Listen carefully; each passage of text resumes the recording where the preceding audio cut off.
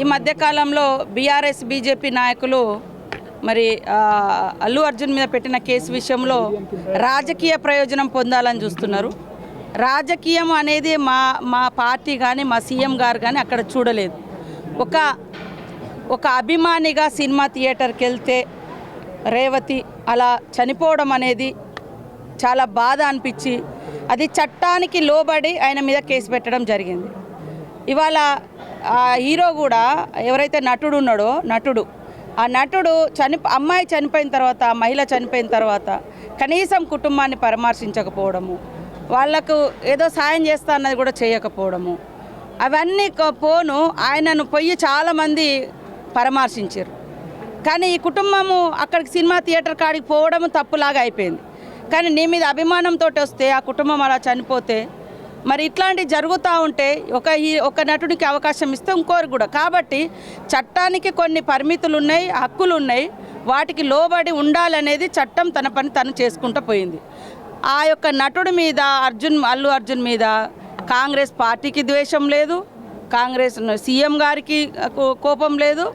కేవలము మన ప్రజల యొక్క హక్కులను కాపాడాలి, చట్టాన్ని రక్షించుకోవాలి, చట్టబద్ధంగా ఎవరైనా శిక్ష అర్హులే అనేది ఈ సమాజం ఖచ్చితంగా ఆ మెసేజ్ తీసుకోవాలి. అతిగా ఎవరు ప్రవర్తించిన వాళ్ళకు శిక్ష ఉంటుంది, పబ్లిక్ కూడా భరోసా ఉంటుంది. మా మీద ఎవరు అతిగా చేసినా ఖచ్చితంగా వాళ్ళకి పనిష్మెంట్ ఉంటుందని అలాంటి నియమ నిబంధనలు చట్టాన్ని మనం ఫాలో అయితేనే ఈ సమాజంలో శాంతి ఉంటుంది, క్రమశిక్షణ ఉంటుంది. లేకుంటే ఇంకొకటి అవుతుందని ఆ కేసు పెడితే ఇవాళ బొలోమని మొత్తుకుంటా ఉన్నారు. నేను ఒక్కటే అడుగుతున్నా బీజేపీ నాయకులని, అయ్యా ఇలా భారత రాజ్యాంగం వచ్చింది, భారత రాజ్యాంగంలో ఉన్నటువంటి హక్కులు ఇప్పటివరకు చాలామందికి తెలియదు, భారతీయులకు కానీ అట్టడుగు వర్గాలకు కానీ తెలియదు.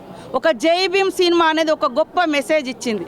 నీకు ఊర్లో అన్యాయం పోలీస్ స్టేషన్లో జరగకుంటే నువ్వు కోర్టుకు పోవచ్చు, ఇక్కడ కోర్టులు కావకుంటే సుప్రీంకోర్టు దాకా పోవచ్చు అని ఒక నమ్మకాన్ని క్రియేట్ చేసినటువంటి సినిమాకు కనీసం గుర్తించలేదు, అవార్డు ఇవ్వలేదు. కానీ ఒక స్మగ్లింగ్ చేసేటువంటి దాన్ని మాత్రం గొప్పగా మీరు నటులకు మాత్రం అవార్డులు ఇచ్చిర్రు. మరి రాజ్యాంగాన్ని మనం నమ్ముకుంటున్నాం, ఈరోజు రాజ్యాంగాన్ని మేము గౌరవిస్తున్నాం.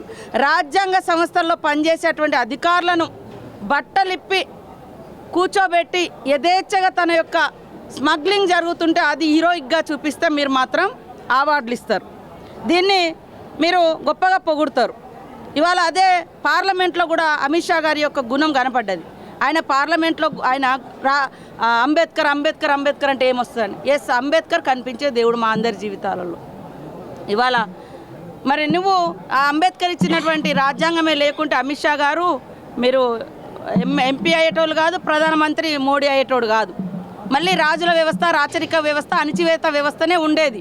భారత రాజ్యాంగం ఇచ్చినటువంటి హక్కులతోటి ఈరోజు మా జీవితాలు ఈ రకంగా ట్రాన్స్ఫర్మేషన్ అయినాయి, అది గుర్తుపెట్టుకోవాలి. కానీ జై భీమ్ లాంటి సందేశాత్మక చిత్రాలకు మాత్రం, హక్కులు తెలియజేసిన చిత్రాలకు మాత్రం మీరు అవార్డులు ఇవ్వలేదు. కానీ స్మగ్లింగ్ చేసేటువంటి ఒక రాజ్యాంగబద్ధంగా ఉండేటువంటి అధికారులను అత్యంత అవమానకరంగా, హీనంగా మరి కించపరిచేటువంటి సినిమాలకు మాత్రం మీరు అవార్డులు ఇచ్చారు. ఇది బీజేపీ నీతి. కాబట్టి బీజేపీ నాయకులు దీని మీద స్పందించారు. జై భీమ్కి ఎందుకు ఇవ్వలేదు, పుష్ప నటునికి మాత్రం ఇవ్వగలుగుతున్నారు, ఆయనను మాత్రం బాగా సపోర్ట్ చేస్తున్నారు. ఎస్ మేము కూడా సపోర్ట్ చేస్తాం, కానీ ఏ విషయంలో ఆయన మంచిగా ఉన్నంతసేపు సపోర్ట్ చేస్తాం. ఈ విషయంలోనే కదా ఇన్ని సినిమాలు ఆయన నడిచినప్పుడు ఎవరన్నా అన్నారా, వాళ్ళ కుటుంబాల జోలికి ఎవరన్నా పోయిర్రా? కేవలం ఈ యొక్క కుటుంబం, ఒక ఆడ మనిషి తొక్కిసలాటలో ఇవాళ చనిపోయింది. ఇలాంటి తొక్కిసలాటలు సొంత వ్యక్తిగత సిబ్బందిని పెట్టుకొని జనాలు ఇష్టం వచ్చినట్టు తొక్కిసలు చేస్తే రేపు ఇంకా ఎక్కువ మంది చనిపోవచ్చు. దానికి ఎవరు బాధ్యులు? అందుకనే చట్టం ప్రకారం కేసు పెట్టడం జరిగింది. దాన్ని తప్పు అంటే పేదింటోళ్ళ మీద పెట్టచ్చు, కానీ పెద్దోళ్ళు తప్పు చేస్తే కేసులు పెట్టద్దు అన్నాడు. ఇది ఎక్కడ న్యాయమయ్యా? భారత రాజ్యాంగం ఇచ్చినటువంటి హక్కు, చట్టం ముందు అందరు సమానులే, ఆ దాన్ని మేము ఫాలో అవుతున్నాం. సందేశాత్మక చిత్రాలకు ఉంటాయని సీఎం గారు చెప్పడం జరిగింది. మంచి సమాజాన్ని సన్మార్గంలో నడిపించాలి. ఖచ్చితంగా సినిమా యొక్క పాత్ర చాలా ప్రభావవంతంగా ఉంటుంది. అది మంచి సినిమాలు అయితే మంచిగా ఉంటుంది, చెడు అయితే కూడా అరే ఇట్లా కూడా మనం డబ్బు సంపాదించుకోవచ్చు, దొంగతనం చేసి, లంగతనం చేసి, స్మగ్లింగ్ చేసి, మర్డర్లు చేసి అనేది వస్తే ఎవరు చదువుకోరు, అక్రమ మార్గం పోతారు, సన్మార్గంలో పోరు. కాబట్టి సన్మార్గమైనటువంటి చిత్రాలను మేము ఆహ్వానిస్తూ ఉన్నాం. అదేవిధంగా ఇవాళ బీజేపీ బీఆర్ఎస్ రాజకీయం చేస్తుంది. ఇక్కడ రాజకీయం ఎక్కడదే? ఒక ప్రాణం పోయింది, ఇంకొక ప్రాణం చావు బతుకుల మధ్య ఉంది.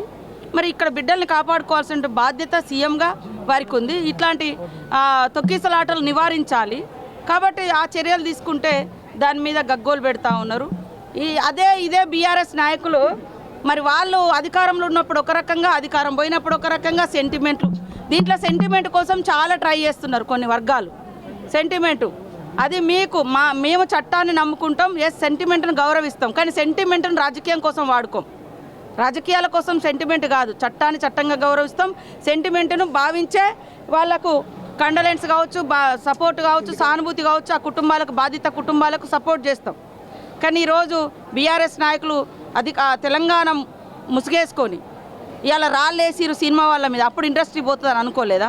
మేము ఇండస్ట్రీ పోవాలని అంటున్నామా? సీఎం గారు కూడా చెప్పారు, మీరు వ్యాపారాలు చేసుకోండి, మీరు డబ్బులు సంపాదించుకోండి, కానీ ఇక్కడ ప్రాణాలను తీసే రకమైనటువంటి ఇబ్బందులకు గురి చేయొద్దు మా ప్రజలని కోరడం జరిగింది. అది తప్ప దాంట్లో తప్పు వెతుకుతున్నారు.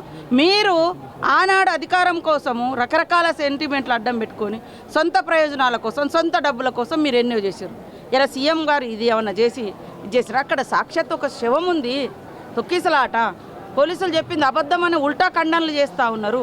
కాబట్టి అక్కడ జరిగిన సంఘటననే అసెంబ్లీలో సీఎం గారు ప్రస్తావించారు. అది గుర్తుపెట్టుకొని ఫస్ట్ ఈ సమాజానికి, పేదింటి బిడ్డలకు సపోర్ట్గా ఉండండి.